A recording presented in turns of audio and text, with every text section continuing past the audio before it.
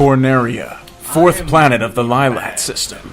The evil Andross turned this once thriving system into a wasteland of near extinction.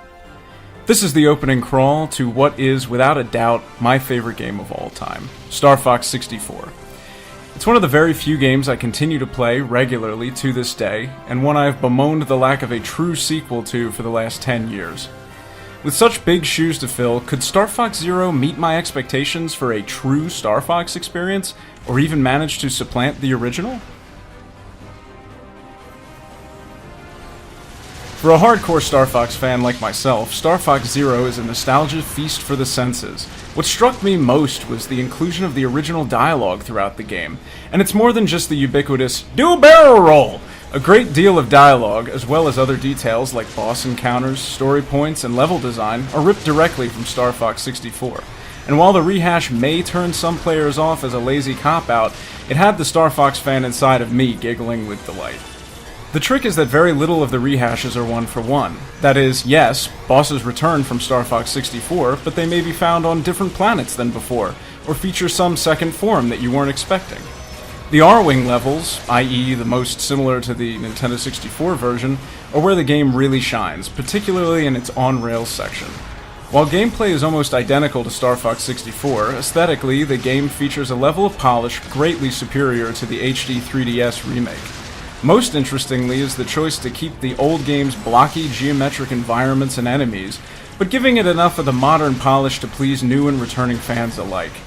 True, the lack of fine detail, particularly in some of the enemies, can be jarring at times, but this is quickly overridden by the game's ever-present sense of nostalgia. Dogfighting is also a treat, and the place that the game's dual-screen controls are able to really shine. After a little practice, I found myself really getting into the Star Wolf levels in particular, using the TV to locate and avoid enemy pilots, and switching to the gamepad to line up my shots. It was hectic, engaging, and immersive, and really does a great job of giving you that fighter pilot feel. As with the dialogue, a great deal of the music and sound effects make their return, and the game is all the better for it. Nostalgia was clearly one of the two main focuses of the developers, and they've done a fantastic job of blending what we know with something new, creating an experience that feels familiar to old fans, but isn't just a simple HD remake of the original title. Unfortunately, the other main focus of the developers seemed to be crafting a game that made use of every gimmicky feature of the Wii U. The controls are, at best, difficult, and at worst, completely nonsensical.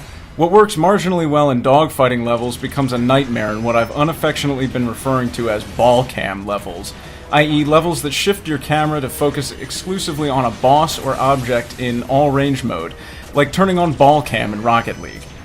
This shift makes controlling the movement of your R-Wing extremely frustrating, as depending on your orientation, you could easily bank right when you meant to go left, or slam directly into an object that you thought you were flying to the side of.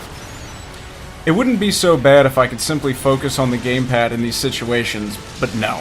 Every boss that employs this forced ball cam also seems to feature some sort of timed area of effect attack that forces you to fly in, get a few shots off, then awkwardly get the hell out of dodge as the pervasive cone of energy, which you can only really see by looking at the television, forms around them.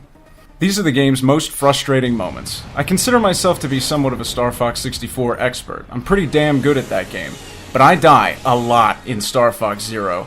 Almost always not for a lack of skill, but instead because of the awkwardness of the controls. In a way, I suppose that feeds into the nostalgia experience as well, with so many Nintendo 64 games only seeming difficult because of the horrendous controller. Where the game suffers the most, though, is in the walker levels, and to some degree the Landmaster ones as well. The walker's controls make no sense. You can't strafe. Turning the walker's guns left and right is accomplished through the right analog stick, but because up and down on the same stick is boost and brake, looking up and down is still done through motion controls. It's as confusing as it sounds. The Landmaster suffers simply because of the decision to insert it into all range mode levels. While the tank controlled beautifully in Star Fox 64's on-rails courses, putting it into all range mode immediately opens up the same issues as with the walker. And why do I have to double tap left or right on the right stick to do a barrel roll? We've got two perfectly good shoulder buttons that aren't being used in any rational way. My last gripe about this is a small one, but one I'm somewhat passionate about nonetheless. World building. Star Fox 64 is an arcade game, pure and simple. It's got a dinky story about an inexplicably gigantic mad scientist trying to take over the galaxy, but there isn't much more to it than that. What you learn about the world of Star Fox 64 is experienced through its level and enemy design and character dialogue. On the contrary, Star Fox Zero is a game that focuses a lot on story, or at least tries to. What we end up with is a huge exposition dump in the final levels, explaining who Andross is, why he, spoilers, might actually be the good guy in all this, and a bunch of other stuff that totally fell flat with me. The best example of this shift away from organic world building is Zonus. Many planets are similar to their original incarnations in Star Fox Zero, but focus specifically on one theme from the N64 game.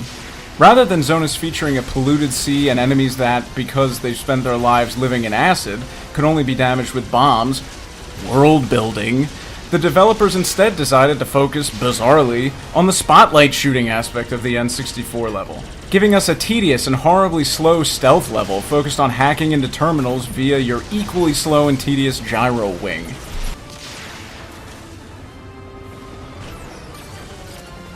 I really wanted to love Star Fox Zero. Despite not actually being made by Nintendo, again, this Star Fox sequel seemed different than the others. It seemed more Star Fox than Assault, Adventures, or especially Command. While the clunky controls and questionable storytelling made it difficult for me to love this game, the clear focus on trying to recreate what made Star Fox 64 so great was enough to win me over. I can't recommend this game for everyone, but for anybody wanting to relive those 1997 afternoons blasting Andross in the eye socket, this is a game definitely worth giving a try. Hey, thanks for checking out Potts' review of Star Fox Zero. If you enjoyed the video, give us a thumbs up. If you want to keep up to date with all of the TZR goodness, don't hesitate to give that subscribe button a little click. Thanks again, and we'll see you next time.